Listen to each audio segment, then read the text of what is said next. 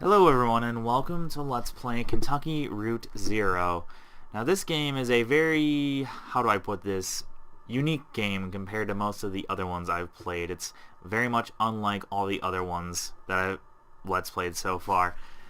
It's more or less, I guess you'd call it a point-and-click adventure game, but it's not really much like, say, the Sierra adventure games you'd might be thinking of when you think of point-and-click games. It's much more story driven, and it's a lot more, I guess, about the visuals and everything. I think actually I read some of the reviews of the game, and a lot of people kind of even said how this is the kind of game that I think sort of refutes the idea that video games aren't art, because this game is very much sort of an art piece, you could probably say. So as you can see, the title is extremely minimalistic. Like, it's literally just some text. There's nothing else.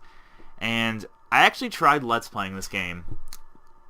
It was probably like a month and a half ago, and it was funny because I didn't have any subscribers then really at all. And I mean, not that I have a lot now, but it'll be kind of nice playing a game that I might introduce to some people that have never seen it before. Yeah, I tried recording it, like I said, and I had so many recording issues. Like, I literally tried redoing the same part like 5 times because for some reason my microphone kept just cutting out for no reason. Like, it would still be connected to my computer, and the like indicator light that it's on would be on and everything, but for some odd reason it just kept cutting out halfway through recording, and that kind of just ruined the whole thing for me because I kept having to replay the same sections over and over. And that's quite annoying, especially in a story-driven game, having to remake the same decisions over and over.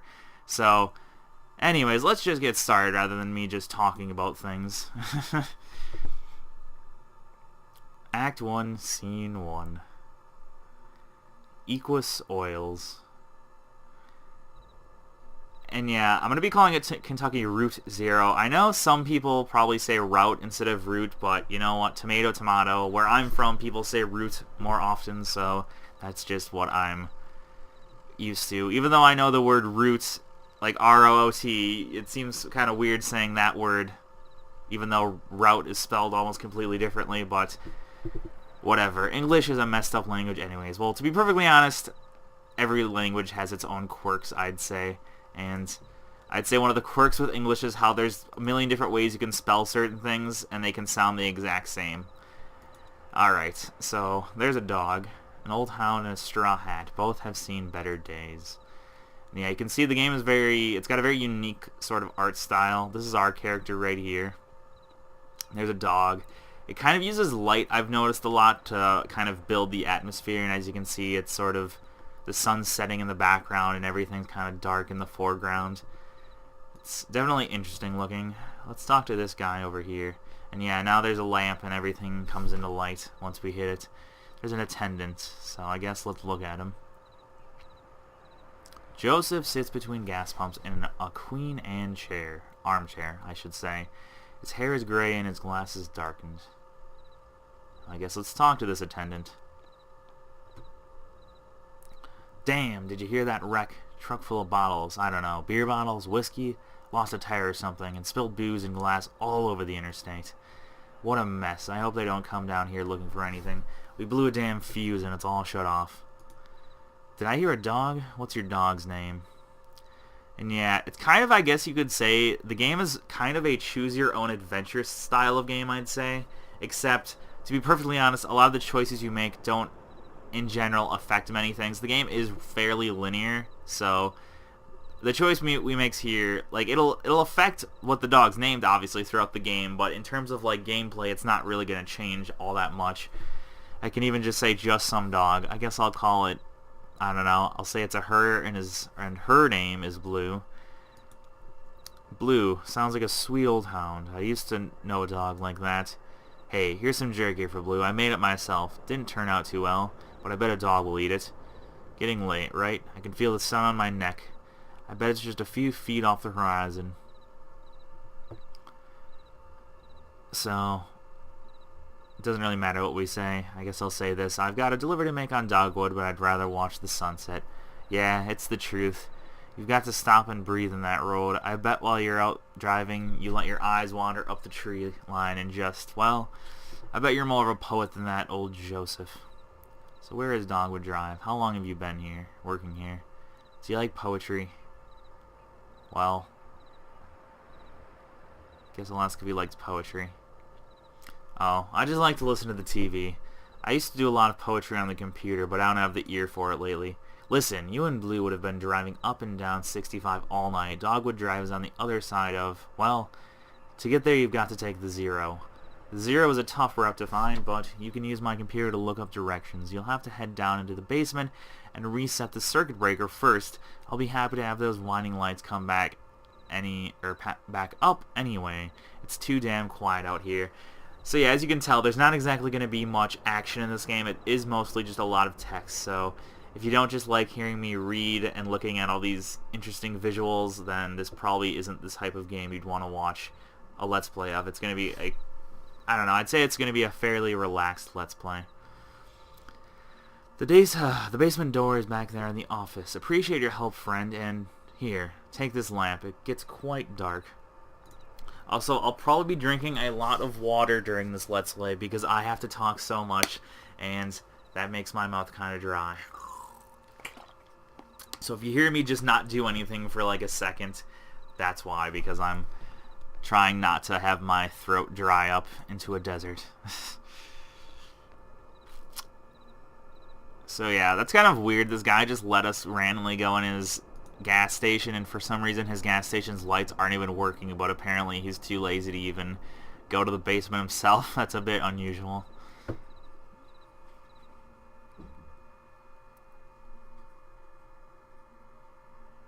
Alright, so we're in the basement of this place. It looks a lot bigger than you'd expect. I'm assuming most gas stations don't have a huge-ass basement like this, but I guess I've never been in the basement of a gas station. Actually, I'm assuming most gas stations don't even have basements in the first place. There's a sign down there. Guess let's take a look at it. A dusty, rusty sign is bolted on the wall. These are the rules. No open flames near the gasoline. No consumption of beer or spirits on the premises. In case of sudden darkness, do not panic. Relax. Count backwards from 5. Strictly limit time spent in the basement to fewer than 3 minutes of every hour. Don't know why I read that like I did, but I felt like it, so whatever. It's kind of a weird statement though, isn't it? Limit the amount of time you spend in the basements for 3 minutes of every hour, and there's people over here. That's kind of strange. There's just this random people in a pitch black basement. That seems a bit, I don't know, disconcerting. Emily, Ben, and Bob sit in folding chairs behind a worn card table. Papers, oddly shaped dice, and highway maps cover the tabletop. That's strange. Why is it that we know their names? You wouldn't think that we'd do that. Like, if you remember, he was just called gas station attendant, so why is it that these guys have names right away? It's kind of strange, isn't it? Yeah, unfortunately, I'd love to have played this game blind and sort of experienced all the weird stuff for the first time myself, but because of all those recording problems, alas, it is not to be so. Guess let's talk to them. Conway clears his throat. I think I said float. I didn't mean float. I would like a root beer float, but that's beside the point. Okay. Have y'all seen a breaker box down here? Okay. It's Bob. Did you hear anything? No. Sorry. I was looking at the rules again. It gets easier as you go. Look, you said you rolled a 5, right? That means you get to pick up your marker and move it anywhere on the map. So it's your turn now, right? To Bob. Oh, yeah, I guess so. Where'd you put that 20-sided die? I don't see it. Did you drop it? Should be easy enough to find. It glows in the dark. So, these people appear to be playing, like, I don't know, Dungeons and Dragons or something. Don't know why they'd have a 20-sided die if that wasn't what they were playing, or at least some type of tabletop game. A dusty, rusty sign is bolted onto the wall. These are the rules. No, okay, I just read that. Derp.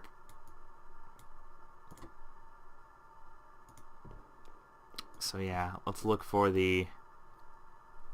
Oh yeah, it's glow in the dark, so I guess, there we go. Gotta turn off the light. So this game has kind of small puzzles, but most of them don't really involve that much thinking. The number 5 is facing up. It's just a small piece of plastic, but has a reassuring, almost comforting weight. Guess let's turn the lights back on. Pitch blackness isn't exactly the most pleasant. And they're gone. That's interesting, isn't it? I just noticed there's a, what are they even called? A string instrument, whatever that is. There's probably a million different things it could be, honestly. If I learned anything from music appreciation, it's that you never want to call an instrument like whatever you just think it looks like, because a lot of instrument players apparently get extremely pissed when you think their cello is a violin or whatever. So I'm not even going to bother trying to identify that.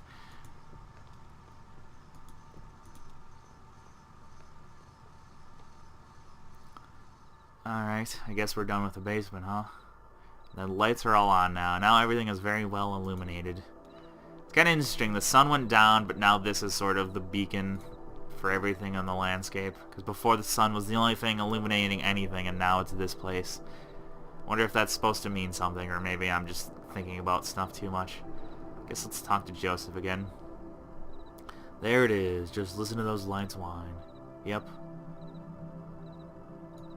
Well, I'd better get those directions to 0. I guess I'll ask him what was going on. In the basement? No, I don't think so. Maybe that lamplight was playing tricks on you, huh? Well, strange things happen underground, especially in the dark. So, computers in the office, you're looking for Marquez. I'm probably mispronouncing that. I don't know much about Spanish, and I know there's that little thing above that. I don't know what it's called. I know the thing that's in all the German words is an umlaut, but I have no idea what that little thing is. So, I'm probably mispronouncing that name, but whatever. Alright, she knows her way around these rows. She'll get you to the 0. The password is, damn. I usually just feel it out. Muscle memory, you know? It's kind of long. Kind of like a short poem, I think. One of those short poems that really sums it all up. You'll figure it out. Alrighty then, I guess let's go to his stupid little computer here. Find the password. Conway taps a key, waking the computer from its reverie. Oh man, got some rhyming going on. Damn, son.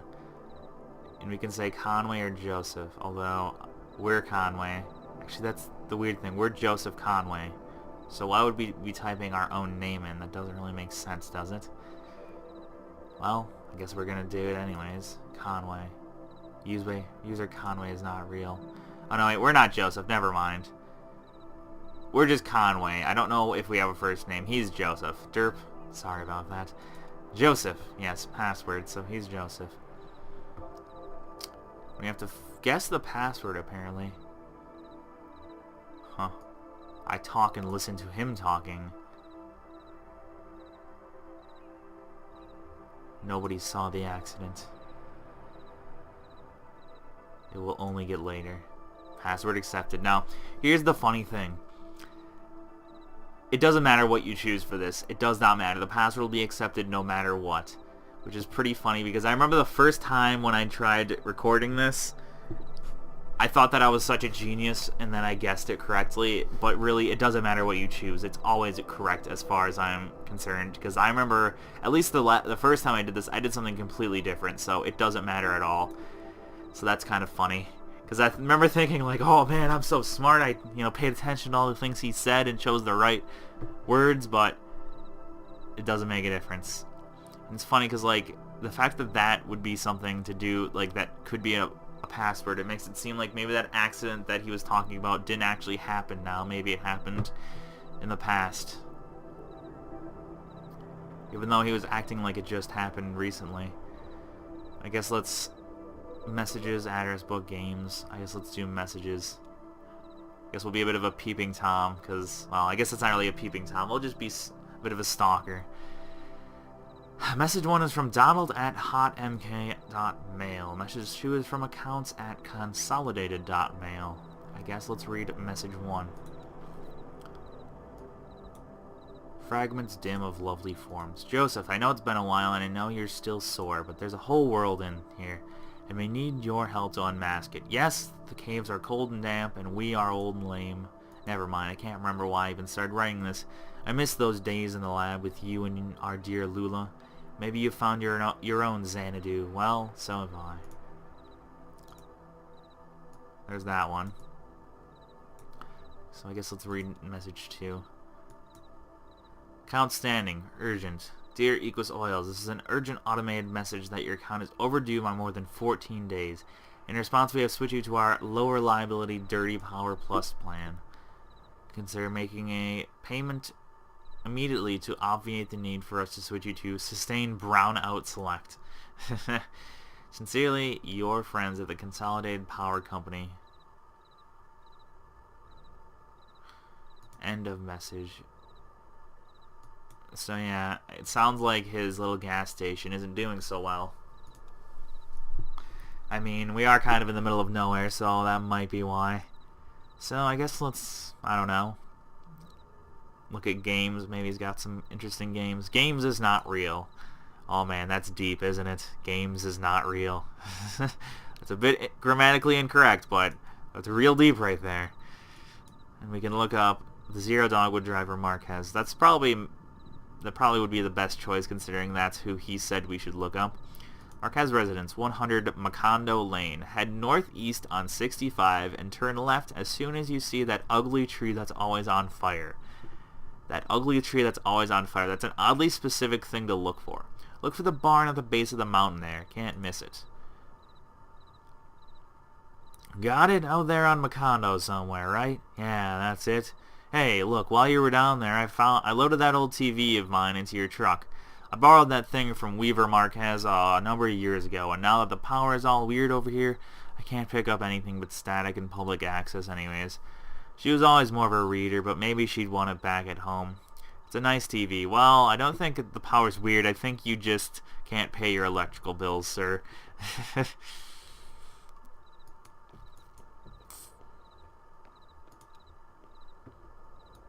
And nothing is different about him. I guess we can give him a final goodbye or something. Sun's gone down. You and Blue better get on that road if you're going to make your delivery. It's kind of weird he decided to just break into our truck and load a TV onto it. Guess let's get driving. It's time to go. Conway lingers. I think it's time to go.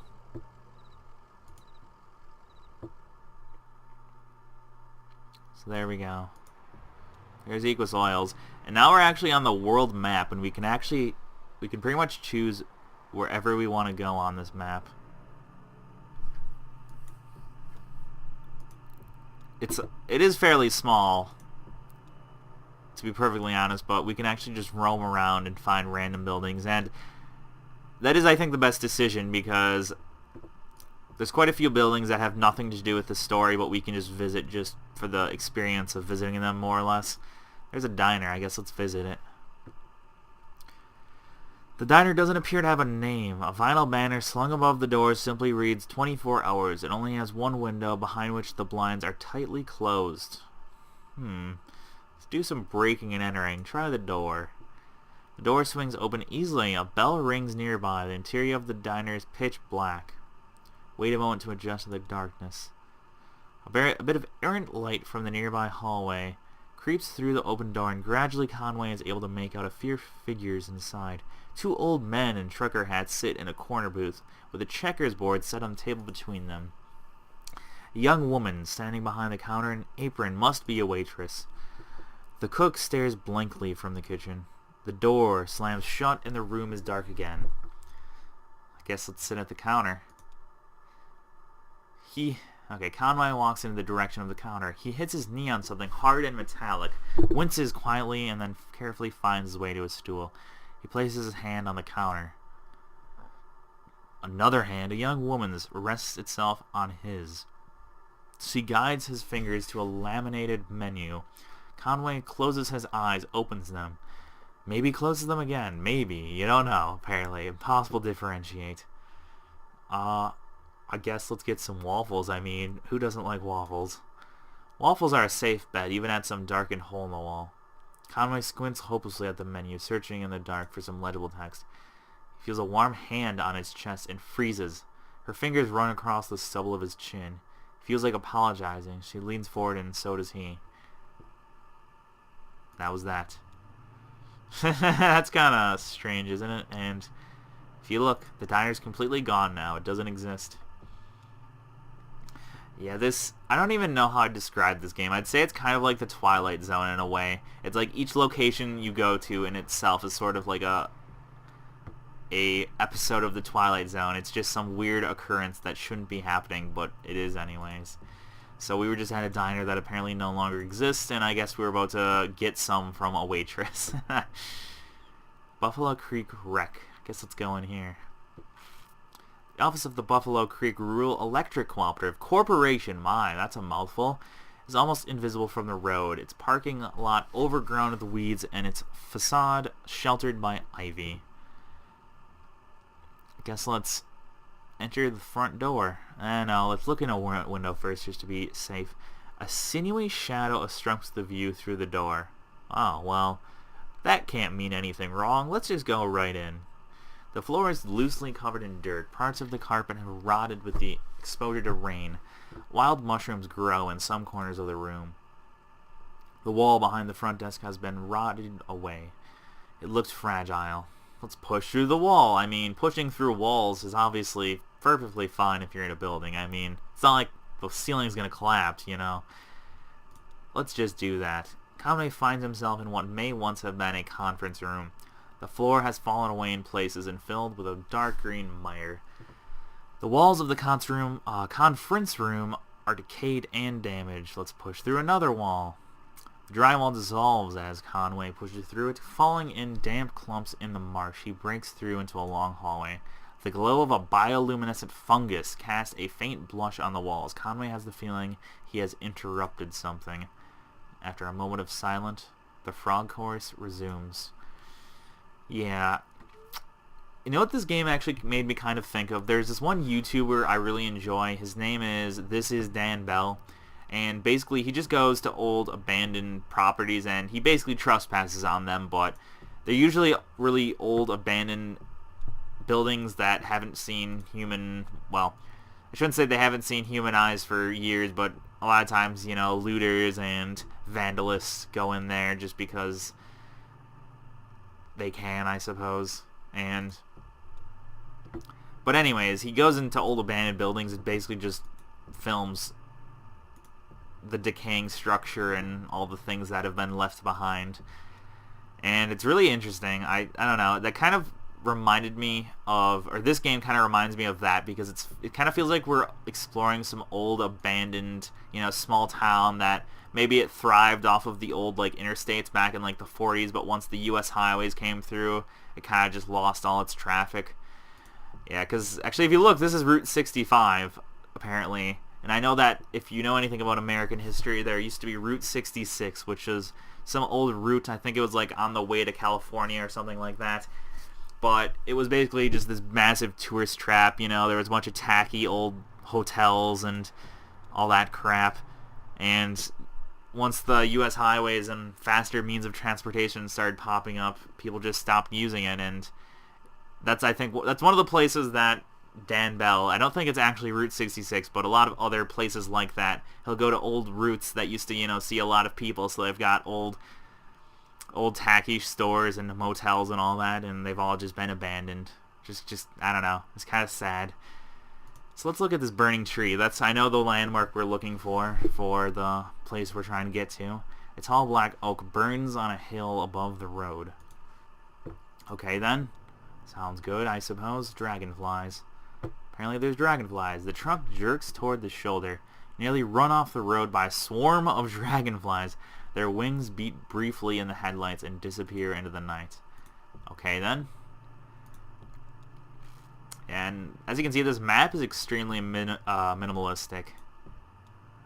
There's not that much to really look at, except for all the different conjunctions of roads and this little rotating wheel that represents our car moving. And we can't go to the like grayed out roads, as you can see. So I'm just gonna do this now. I'm gonna try to find all the different locations that I can, and then I'll start moving on in the story.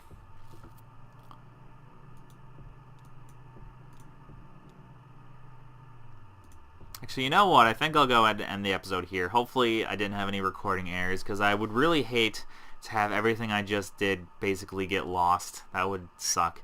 So, yeah, thank you all for watching, and hope to see you next episode. Goodbye.